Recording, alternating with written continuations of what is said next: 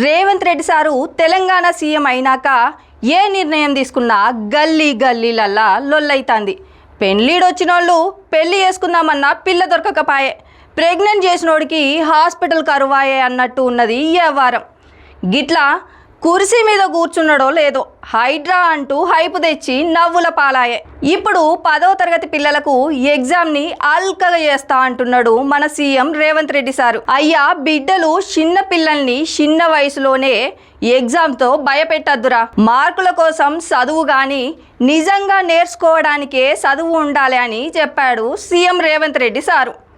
1వ తరగతి నుంచి 8వ తరగతి వరకు పిల్లల్ని ఫెయిల్ అని టెన్షన్ పెట్టకుండా స్మూత్గా పాస్ చేస్తారట.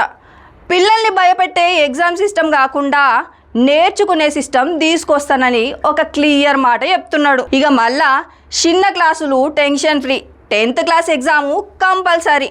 ఇప్పుడు చదువుకునే పిల్లలకైతే ఎగ్జామ్ కంపల్సరీ అంటున్నారు. కానీ ముందు 10th క్లాసు ఇంటరు అంతా కలిపి ఒక బోర్డు కండక్ట్ చేసేలాగా రిఫార్మ్ చేస్తారట.